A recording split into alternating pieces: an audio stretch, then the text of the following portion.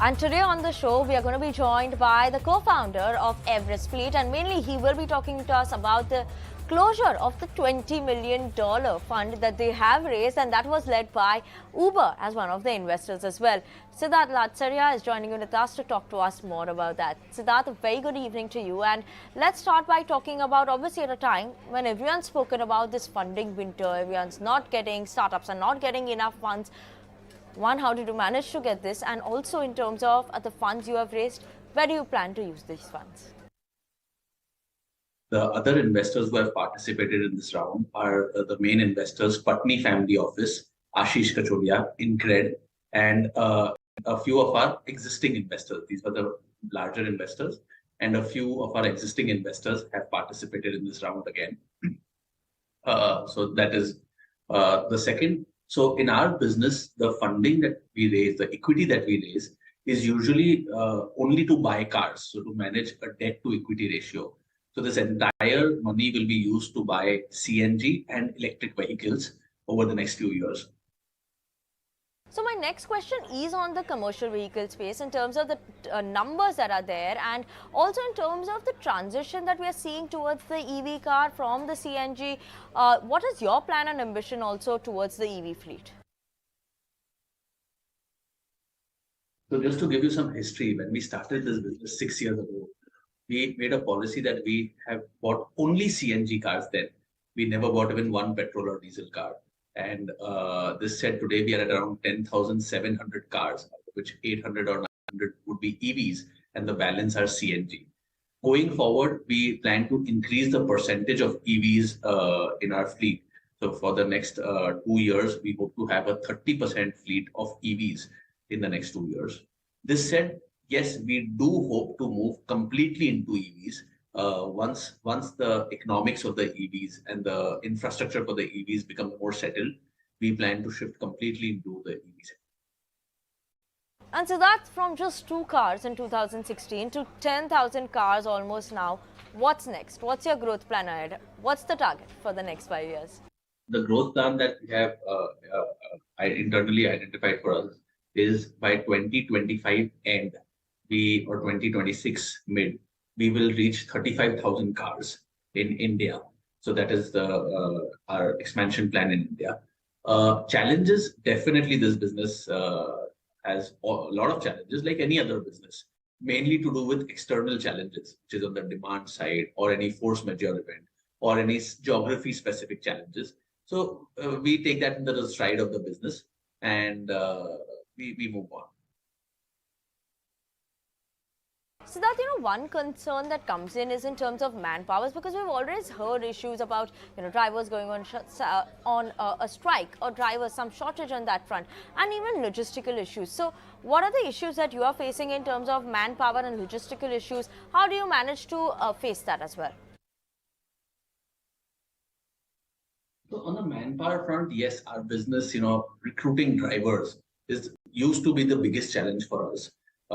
But during COVID, we did a lot of good things for the city and for our drivers. We provided them housing to stay, we provided them food to eat, medical facilities. And due to the good work that we did during that time, we became a brand in the minds of drivers. Post-COVID, at any point in time, we had more than 1,000 drivers in our waitlist. Today also, we have a few hundred drivers in our waitlist. So recruiting of drivers is not the biggest challenge for us. We get a lot of drivers.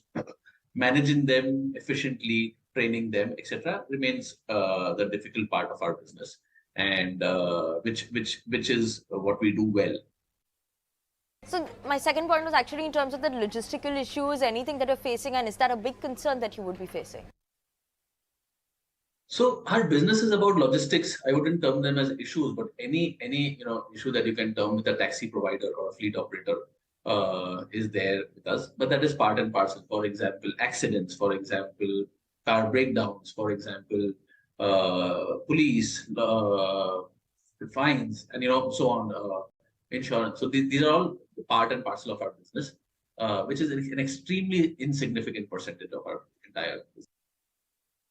So currently the company is in 7 cities. Any expansion plans in other geographies in the country as well? We hope to add 2 more cities in this year in India. And in the first half of next year, we hope to incubate one more geography internationally. That's our plan, immediate plans that we have.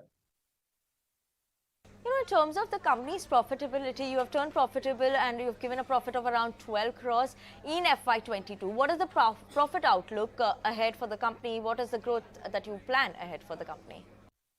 So, the number FY22 numbers that you shared was correct. We just update you on the FY23 numbers. We had a revenue of 469 crores and a profit PAT of around 41 crores. That was our FY23 numbers.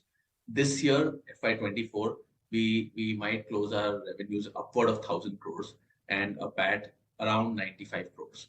So this remains in terms of our numbers. In our business, adding new cities is not a major investment or a major cost item per se, because the cities become profitable from day 30, once the operation starts there. So they start throwing profits. So that is not a major cost. So, that doesn't take us behind in terms of profitability per se.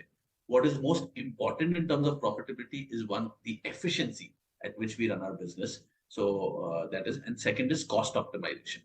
So these are the two most important factors which drives our profitabilities. So that what is the current competitive environment? What is the competition scenario as of now then? See, the market size is so huge, and we are an insignificant percentage even today. Honestly, we are not really worried about competition.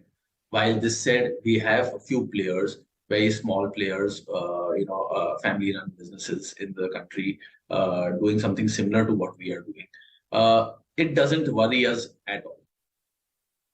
Lastly, Siddharth, if I give you a plain T-shirt, and what would it read for Everest Fleet in the next 5 years? What would that one tagline be? So the primary goal with which this company was started was to create 100,000 jobs in India. So we all our senior team, the entire company works towards that goal day in, day out. And I would say the T-shirt would read, let's create the 100,000 jobs ASAP. While this said, we also have a company tag of growing while driving. So the 100,000 drivers we plan to, they should also grow while driving with us. Grow in terms of their capabilities, grow in terms of their career prospect, grow in terms of the quality of life that they lead, grow in terms of the quality of education that they can provide to their children, and so on.